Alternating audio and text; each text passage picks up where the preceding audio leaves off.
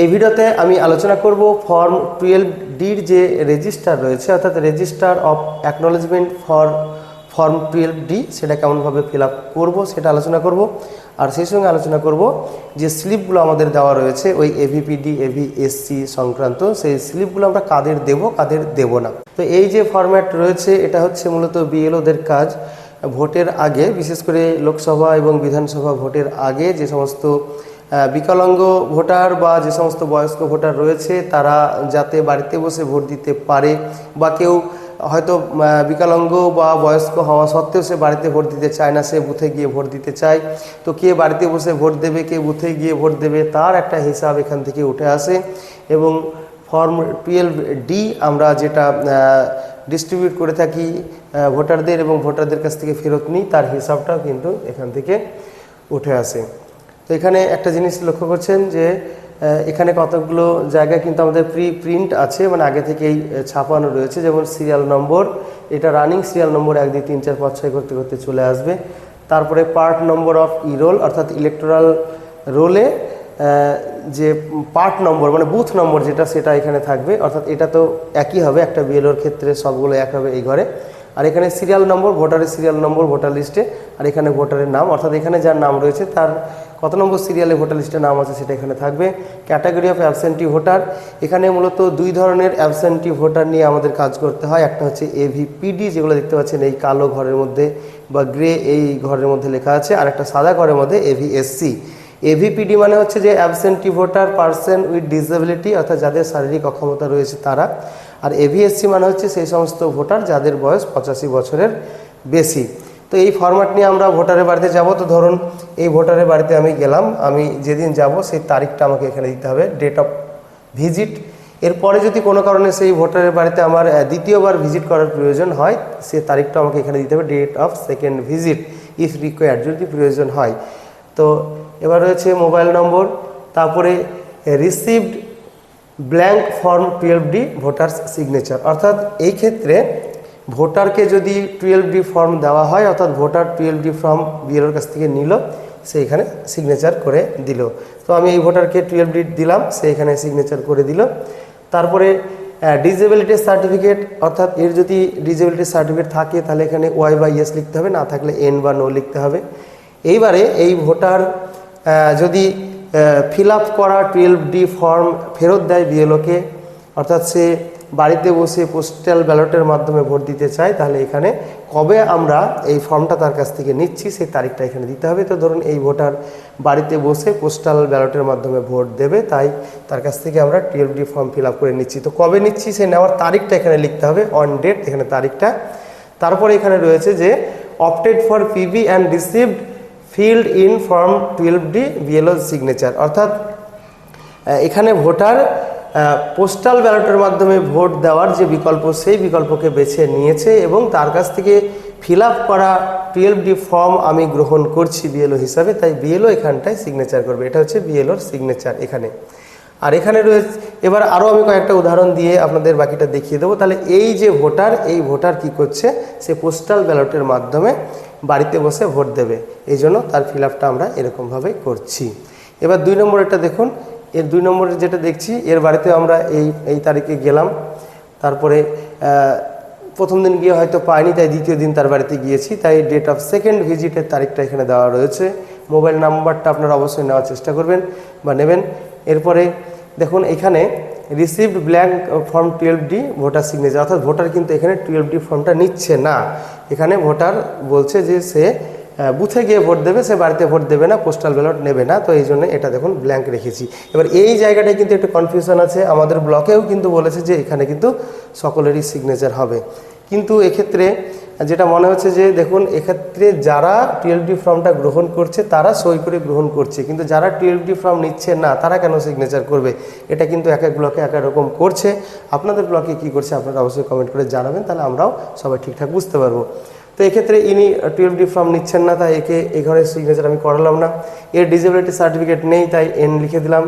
এরপরে ইনি কি বলছেন দেখুন এখানে যে do not want to opt for postal ballot voter signature, অর্থাৎ ভোটার পোস্টাল ব্যালটের বিকল্প বেছে নিতে চাইছে না, অর্থাৎ সে বুথে গিয়েই ভোট দেবে, এই জন্য এইখানে সই করতে হবে। অর্থাৎ যে সমস্ত ভোটাররা বুথে যাবে ভোট দিতে, বাড়িতে বসে পোস্টাল ব্যালটে ভোট দেবে না বা 12D ফর্ম ফিল আপ করে জমা দিচ্ছে না, তাদের এই কলামে অবশ্যই সিগনেচার করতে হবে। আর যে সমস্ত ভোটাররা বাড়িতে বসে ভোট দেবে না, বাড়িতে বসে ভোট দেবে পোস্টাল ব্যালটের মাধ্যমে, তাদেরকে অবশ্যই এখানে ফর্ম 12D রিসিভ করতে হবে। অর্থাৎ ভোটার এখানে বিএলওর কাছ থেকে ফর্মটা নিচ্ছে, তার সিগনেচার, আর বিএলও ভোটারের কাছ থেকে ফিল আপ করে জমা নিচ্ছে ফর্মটিকে, সেই জন্য এখানে বিএলওর সিগনেচার এটা লাগছে। আমি আরও একটা উদাহরণ দেখাচ্ছি। এখানে দেখুন, এখানে আমি এই ভোটারের বাড়িতে এবার গেলাম, এটাও এভিপিডি অর্থাৎ absentee voter person with disability. তারপরে আমি তার মোবাইল নাম্বারটা নিলাম, তাকে ফর্ম দিলাম, মানে 12D ফর্মটা তাকে দিলাম। এরপরে দেখতে পাচ্ছেন তার ডিসেবিলিটি সার্টিফিকেট নেই, তো ফর্ম তাকে দিলাম, সে ফর্মটা নিল।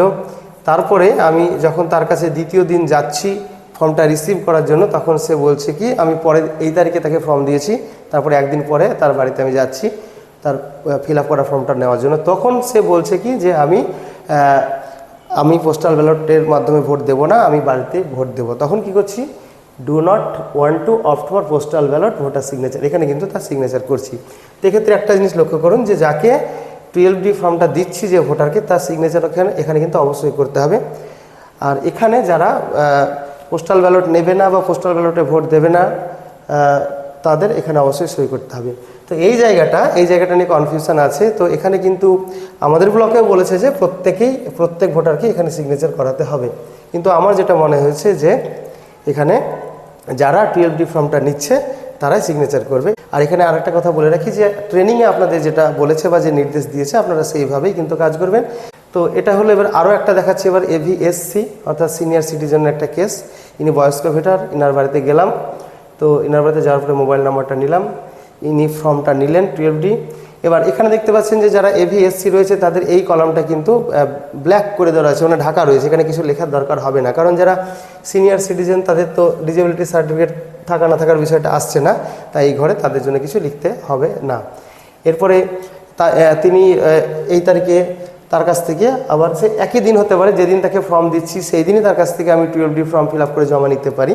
তো এই একই তারিখে দেখতে পাচ্ছেন যে তার কাছ থেকে কিন্তু আমি আবার 12D ফর্মটাকে ফেরত নিচ্ছি। এবার যেহেতু আমি বিএলও হিসেবে তার কাছ থেকে ফর্মটা আবার নিচ্ছি ফিল আপ করা, অর্থাৎ ইনি পোস্টাল ব্যালটের মাধ্যমে ভোট দেবেন, তাই এখানে বিএলও হিসেবে আমার সিগনেচার। এখানে কি বলছে যে অপটেড ফর পিবি অর্থাৎ পোস্টাল ব্যালটের যে বিকল্প সেটা বেছে নিয়েছেন, and received filled in form 12D, এবং 12D ফর্মটা যেটা ফিল আপ করা সেটা রিসিভ করা হয়েছে, মানে নেওয়া হয়েছে ভোটারের কাছ থেকে, তাই বিএলও এখানে সিগনেচার করছে। তাহলে বিএলও কোথায় কোথায় সিগনেচার করবে, যারা পোস্টাল ব্যালটকে অপ্ট করছে বা পোস্টাল ব্যালটের মাধ্যমে ভোট দেবেন। আর ভোটাররা এখানে সিগনেচার করবেন যে সমস্ত ভোটার, অর্থাৎ যারা পোস্টাল ব্যালট নেবেন না, যিনারা বুথে গিয়ে ভোট দেবেন। আর এই জায়গাটা যারা 12D ফর্মটাকে নিচ্ছেন তারা তো অবশ্যই সই করবেন। এবার কিছু কিছু ব্লকে বলেছে যে প্রত্যেকে কিন্তু সই করবে। ওই এমন হতে পারে, যেমন এই ভোটারটা দেখুন, এই ভোটারটা কি, ইনি তো 12D ফর্মটাকে নিলেন, কিন্তু পরে আবার বলছেন যে না, তিনি 12D ফর্মের মাধ্যমে পোস্টাল ব্যালটের আবেদন জানাবেন না বা বাড়িতে বসে ভোট দেবেন না, তখন আবার এখানে তার সই করে দিলাম। তো এরপরে দেখলাম যে কোনো একটা ভোটার হয়তো মারা গেছে, তো তার কি করব, যদি সে মারা যায় তাহলে এই যে কমেন্টের যে ঘরটা রয়েছে রিমার্কস ইফ অ্যানি, এখানে ডেট লিখে দেব।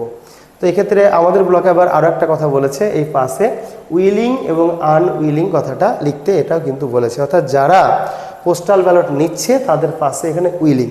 তো এখানে দেখতে পাচ্ছেন যে 5 জনের দেখানো হয়েছে, তার মধ্যে 2 জন কিন্তু পোস্টাল ব্যালট নিচ্ছে, এই প্রথম জন আর এই চতুর্থ জন, তাহলে এদের পাশে আমরা এখানে লিখে দেবো উইলিং, যেটা আমাদের ব্লকে বলেছে। আর এই 2 জন পোস্টাল ব্যালটের মাধ্যমে ভোট দেবে না, তাই এদের পাশে এখানে লিখতে হবে আনউইলিং, এটাও কিন্তু আমাদের ব্লকে করতে বলেছে। এবার আসি এই স্লিপের বিষয়টিতে। এরকম স্লিপ আমাদের দেওয়া হয়েছে, অর্থাৎ যতজন এভিএসসি বা এভিপিডি রয়েছে প্রত্যেকের নামে এরকম একটা স্লিপ কিন্তু আমাদের দেওয়া রয়েছে। এবার কথা হলো এই স্লিপটা আমরা কাদের দেব। তো দেখুন, যে সমস্ত ভোটাররা পোস্টাল ব্যালটের জন্য আবেদন করছে, ফর্ম 12D যথাযথভাবে ফিল আপ করে বিএলওকে দিচ্ছে, শুধুমাত্র তাদেরকেই আমরা এই স্লিপটা দেব, বাকিদের কিন্তু এটা দেব না। আর এখানে আরও একটা কথা আমাদের বলা হয়েছে, সেটা হচ্ছে যে সমস্ত এভিপিডি রয়েছে, অর্থাৎ absentee voter person with disability বা হ্যান্ডিক্যাপ রয়েছে, তাদের অবশ্যই যে হ্যান্ডিক্যাপ সার্টিফিকেট, সেই সার্টিফিকেটের একটা কপিও কিন্তু ওই 12D ফর্মের সঙ্গে আমাদের জুড়ে দিতে বলেছে। আর যারা সিনিয়র সিটিজেন তাদের তো সার্টিফিকেট হয় না, তাদের কোনো ডকুমেন্ট দেওয়ার প্রয়োজনীয়তা এক্ষেত্রে নেই। তাহলে স্লিপটা আমরা তাদেরই দেবো যারা 12D ফর্ম অপ্ট করছে বা পোস্টাল ব্যালটের মাধ্যমে ভোট দিতে চাইছে, বাড়িতে বসে তাদেরকে দেবো, বাকিদের দেবো না, বাকিটা অফিসে ফেরত দিতে হবে। তাহলে এটুকুই ছিল এই ভিডিওটির আলোচনা। আবারও ফিরে আসছি অন্য কোনো ভিডিওতে।